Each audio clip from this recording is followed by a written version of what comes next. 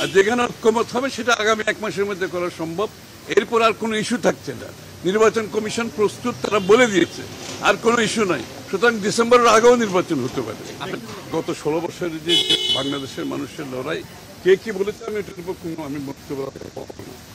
তাদের কথা বলার সুযোগ আছে। সুতরাং বাংলাদেশের মানুষ 16 বছর যুদ্ধ করেছে একটা নির্বাচিত সরকার গণতান্ত্রিক মানুষ অপেক্ষা করছে, এক কথাই এটা বলবো। আচ্ছা, ওগুলো বাদ দেন, এখন এই আলোচনার কথা বলেন।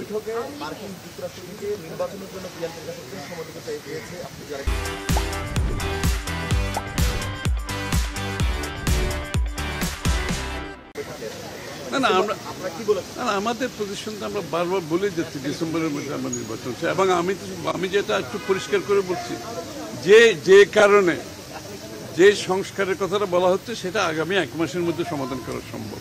কারণ সংস্কারের ব্যাপারে বলাই হয়েছে, ঐক্যমত যেগুলোতে হবে এগুলো সংস্কার হবে, বাকিগুলো হবে প্রত্যেকটি রাজনৈতিক দল জনগণের কাছে নিয়ে যাবে আগামী নির্বাচনে ম্যান্ডেট নিয়ে, তারা কি চায় ওটা নিয়ে আগামী সংসদে আসবে। আর যেখানে ঐক্যমত হবে সেটা আগামী 1 মাসের মধ্যে করা সম্ভব। এরপর আর কোনো ইস্যু থাকছে না। নির্বাচন কমিশন প্রস্তুত, তারা বলে দিয়েছে, আর কোনো ইস্যু নাই। সুতরাং ডিসেম্বরের আগেও নির্বাচন হতে পারে।